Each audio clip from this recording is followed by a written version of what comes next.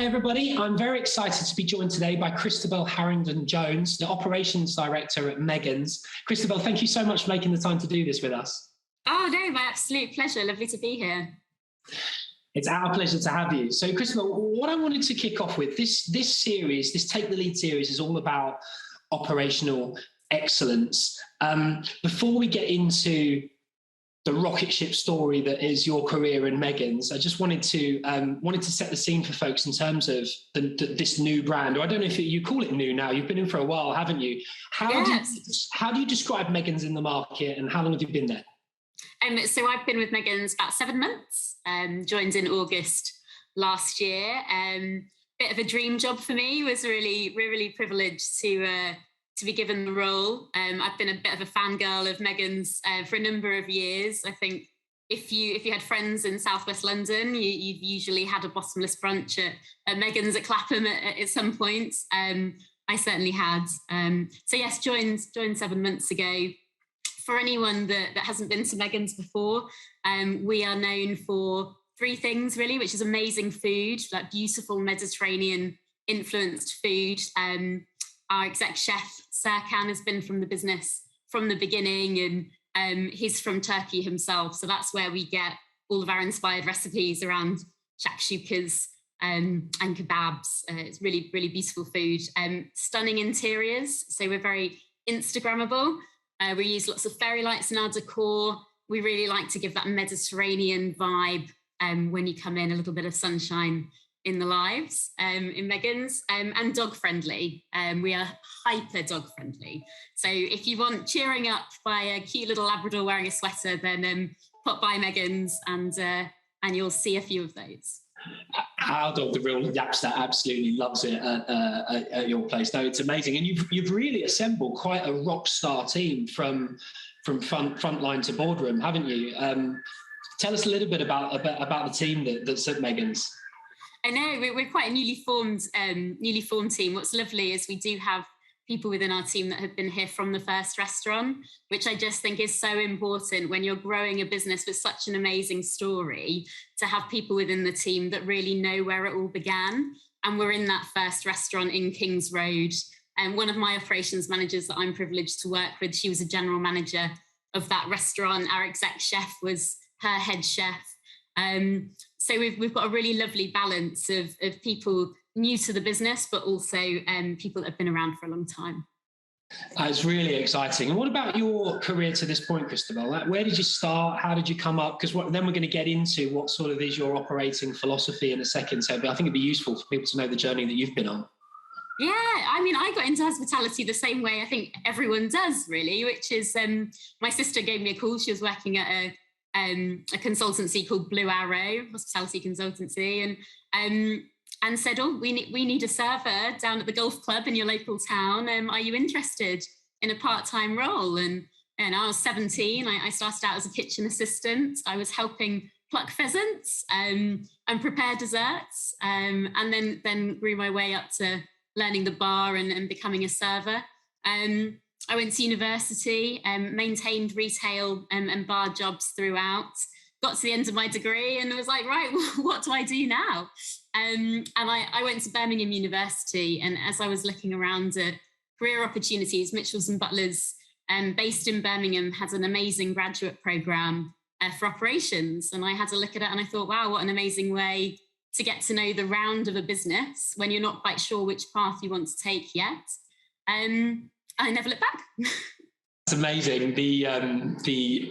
Like to be able to work your way up from the entry-level roles up into the executive positions, I think it's not completely unique to the hospitality sector, but it's got to be one of the best things about it.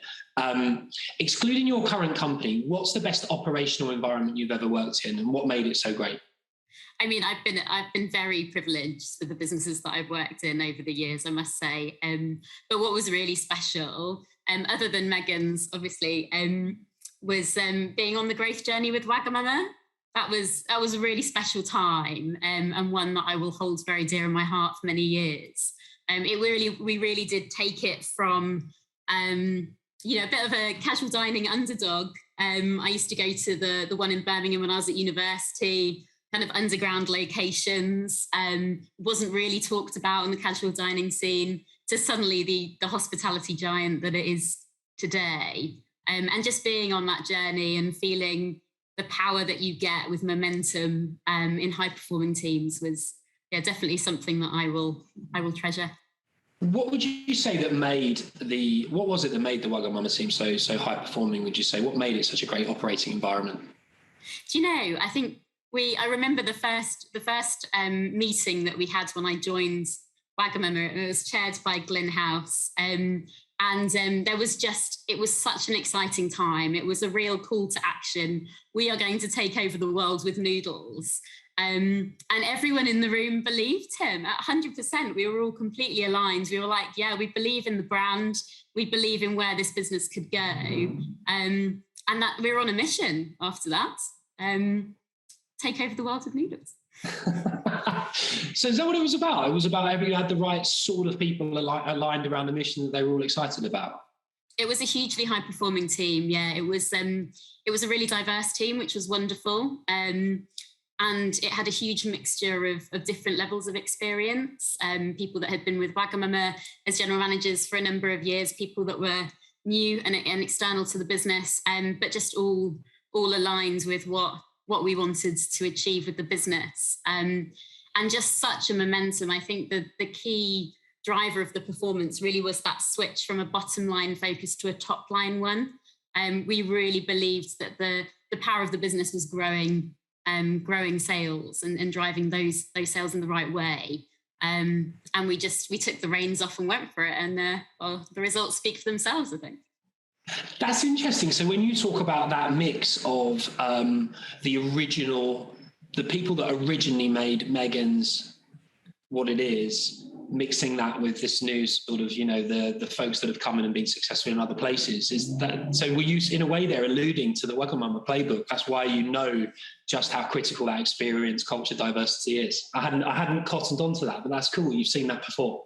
Absolutely. And I think it's even more important with Megan's. I mean, Megan's really grew from that one restaurant in Kings Road. And it's so quirky. If you go there now, you see the evolution of the brand. If you went into a restaurant on Kings Road versus a brand new restaurant we've just opened in Kingston, you can see the evolution. But it's a hugely successful business. It's been a hugely successful business for a number of years. And so as we grow, we just really want to protect what made it special in the first place and not lose that. So we make sure that people that have known where it's come from, as well as where we want to take it, they've got a voice in the room whenever we make any key decisions. Yeah, that's very cool. Well, I'm assuming that things haven't always gone up and to the right perfectly to plan. What would you say have been some of your biggest learning moments from your career so far? Yeah, I mean, absolutely not. Nothing. What is a smooth? What's the phrase? A calm sea never makes a great sailor, something like that.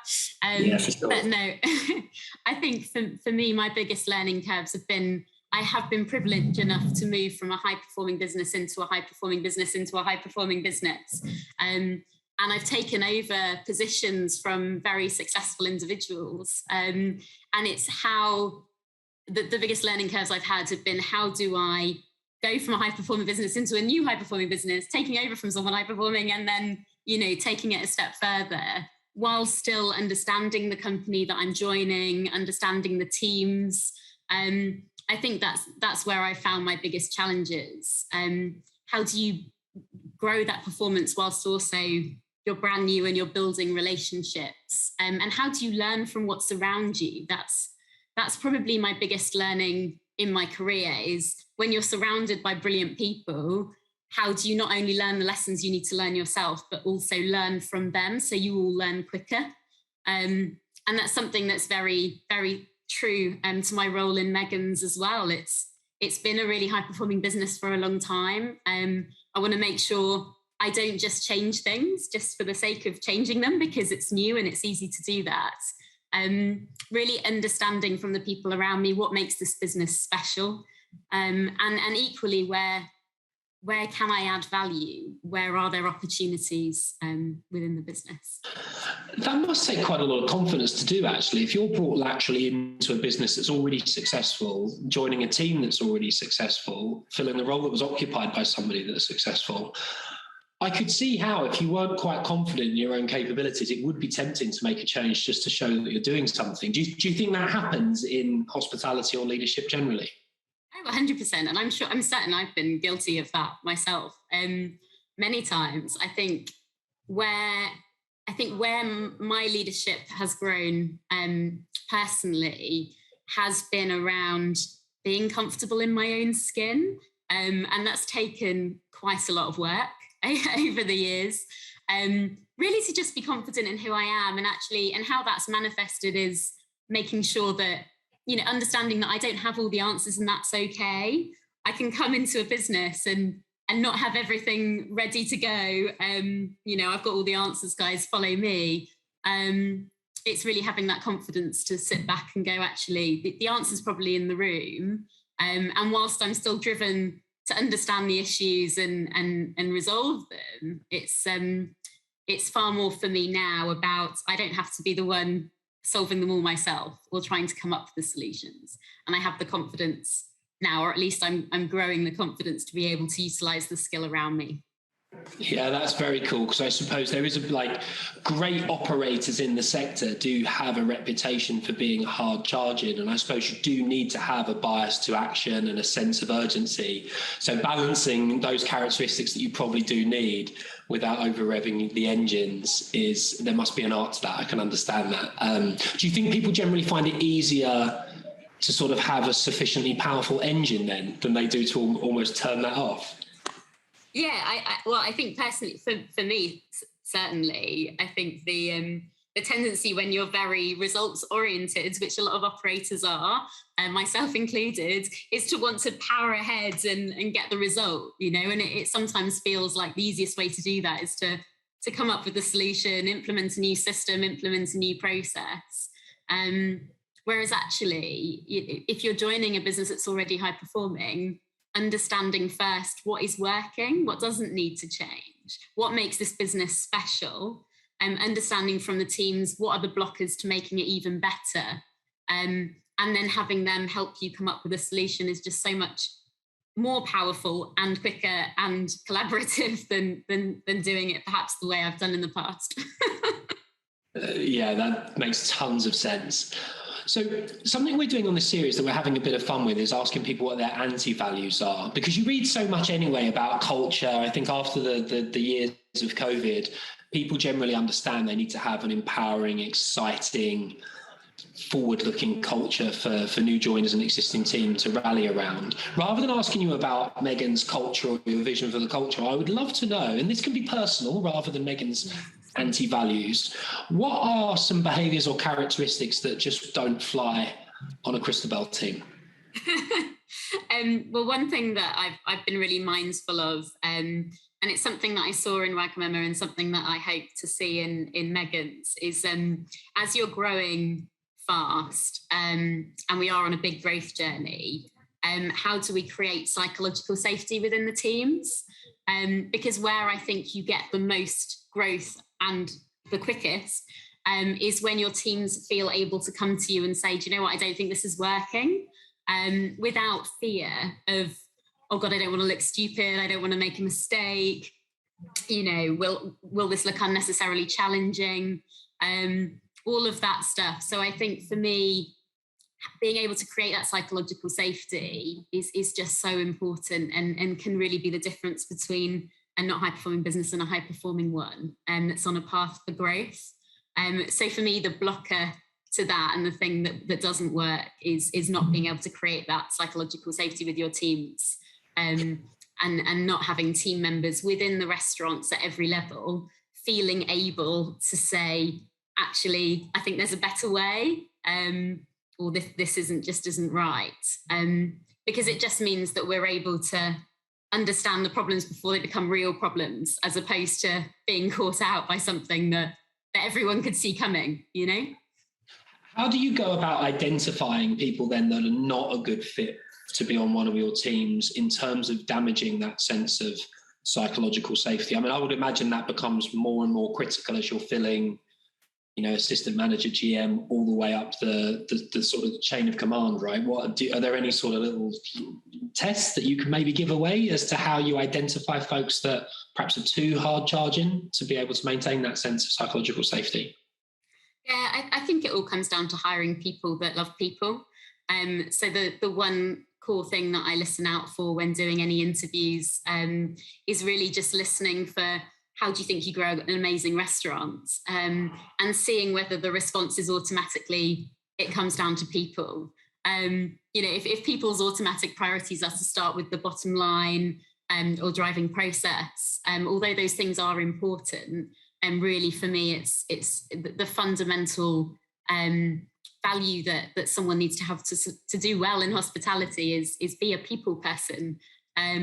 And believe that that's the right way of managing an amazing restaurant. Because I fundamentally believe it is. If you have an amazing leader in place that is growing their teams, engaging their teams, listening to their teams, the guest service, the standards, everything will flow through beautifully to sales and ultimately the bottom line. But that's really the main thing I would say that I think is a non-negotiable is if you want to run restaurants, then be a people person. It's interesting. It makes sense. I could see how people might come in and want to impress you.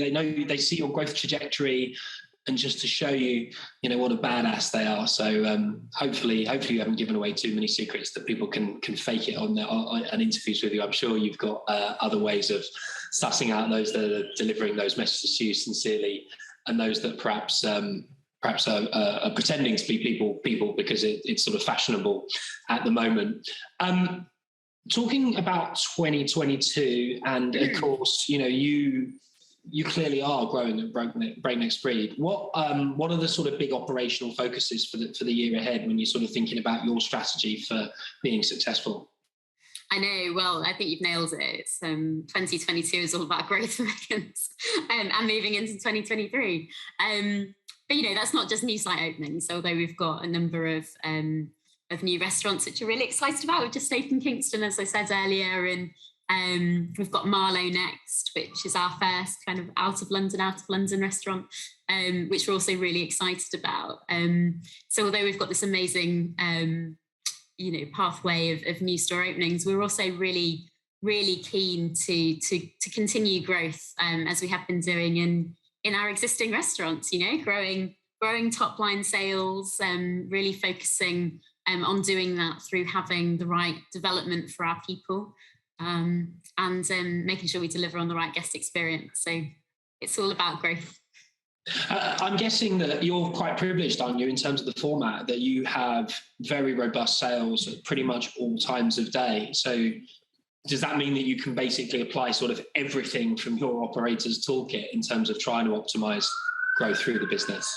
It's a remarkable offer, actually, Megan's. I do love it. I mean, it's perfect for me because I get up early, there's a coffee and a shakshuka waiting for me, and it takes me all the way through to my espresso martinis in the evening. But there are certainly, we cover a lot of day parts that have the opportunity for growth. I'd also keep an eye out over the summer on the Clapham Common. We have a beautiful terrace restaurant. I won't divulge too much about that, but we've got some exciting plans for that for this summer.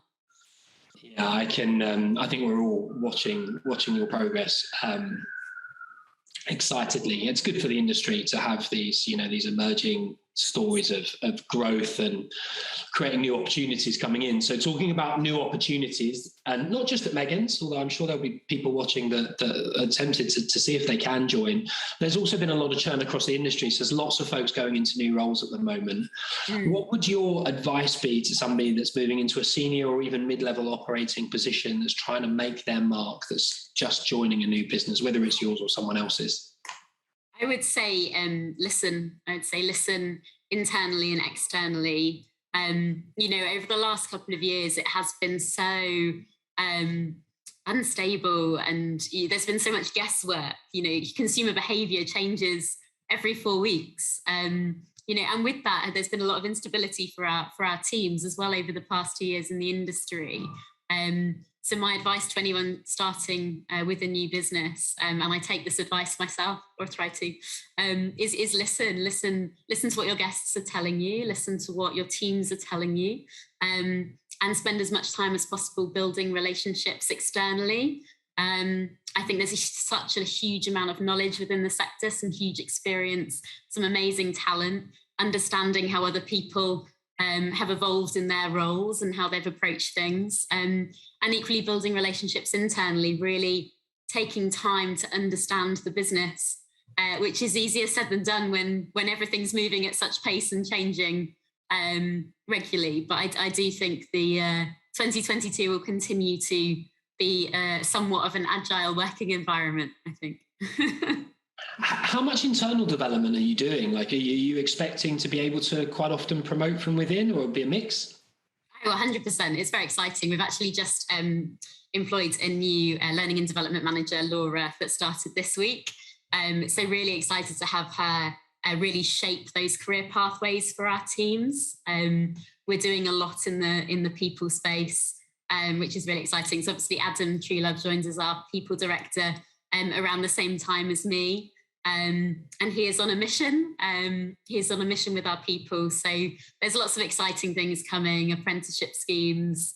We're currently doing for back of house, and we'll be moving to front of house. So huge amounts of development. And I'm sure with Laura joining, there will be even more progress in that respect.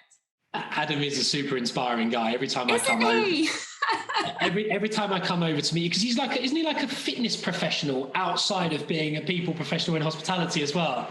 He is. So he actually did the Hilton grad scheme, which I find hilarious. I was at Hilton as well. So just amazing how this industry crosses over. But he did it with Living Well. And so he's now a Les Mills instructor, as well as people director of Megan. So yeah, he is truly inspiring and just always full of so much energy. Am I right in thinking that he physically gets you on the bike? Yes, we go to Boom Cycle every Wednesday. Boom Cycle in Battersea. He's even got us a company discount. It's fantastic, but it's growing. We're slowly, the Megan's team is taking over Battersea Boom Cycle. Is that illustrative of the culture at Megan's? Like, what are some other things that you do within the business that folks that just come in and experience the customer offer might not necessarily appreciate? That's a really good question. What do people experience? I would say that the things like dog friendly. So we say that we're dog friendly externally. You go into our restaurants, you see dogs. And what you may not know is that we have dogs that come to our food tastings. So only the stuff they're able to eat, but the number of pictures we've got of dogs smelling, which bacon we're putting on the menu next, it's all that stuff that weaves throughout everything that we do, which I think makes it just a really special place to be. I would agree with that. And I think when you do come in and you experience the customer offer, you feel this genuine affection towards you from the colleagues. I've always wondered how you've achieved that. I mean, it's clearly recruiting well, but there's this real sense of sort of community. I think when you come in also, you feel like people sort of almost know your dog. And it's interesting. I mean, how much of that is considered and how much of it is just in the DNA of the brand now? We hire people that love dogs purely because if you don't like dogs, you really probably won't like to work here. There are so many of them. But I'm sure she wouldn't mind me sharing the story, but we have a marketing executive called Emily, who's recently joined our support office team, but was working in our Surbiton restaurant. And one of the first times I met her, she came up to me buzzing about the regular. She was like, the regular, he's so amazing, he's so lovely. And only about a few minutes in, we realised she was talking about a dog. And that she was like, the owner's really nice, but it's just really, it's things like that, but it is just genuine. We recruit people that love dogs. They enjoy what they do because they're surrounded by just adorable dogs on a daily basis. It's a bit of a naughty question, but I can't help myself asking. Now, I know you're a busy person, so we're probably pressed for time. This might be the last one I get to slide in there. Megan's is clearly an awesome business in terms of the financial profile, the growth rate, all of that's great. But everything you've just said is clearly authentic. And those of us that have been to the business will know that too.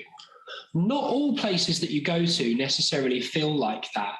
When you look at the hospitality sector at large, what percentage of the market would you say is able to sort of deliver like genuine sort of authentic joy to employees joining? And on top of that, would your advice therefore be to people that are looking to move in the hospitality sector or to join it for the first time, to hold out to join a brand that's going to make you feel the way that Megan's clearly do, Wagamama clearly did, and it sounds like even M&B back in the beginning? I'm just curious as to what extent you think it's important to hold out for a brand you love that speaks to you versus just take the best job you can find. I would always say to somebody joining the industry, make sure you understand the culture of the business that you're joining. And as you did point out earlier, I am a bit of a culture vulture. It just fascinates me. I love learning about it. Give me an opportunity and I will read a book or an article about the importance of culture. But and part of that has been my experience in different cultures that's driven that interest. But although it's a bit of a cliche, I do genuinely think it's the most important thing, understanding the culture of business. And the way I would describe that and the way to really, I would recommend getting under the nails of that would be to really ask people working in the roles, so how are things done around here? It's the only question I always end up coming back to. But, as an example, for our ops managers, they do a discovery day in one of our restaurants as part of the onboarding process. And although that's not something that traditionally may be expected of an ops manager role, I think it gives you the opportunity to just understand from the people working in the business, how would you describe Megan's to work for? Not in an interview environment, but people that are really going to give you an honest answer behind closed doors. So really just understanding the culture, understanding how the people within the business describe the business to people when they don't think anyone is listening. That would be my recommendation.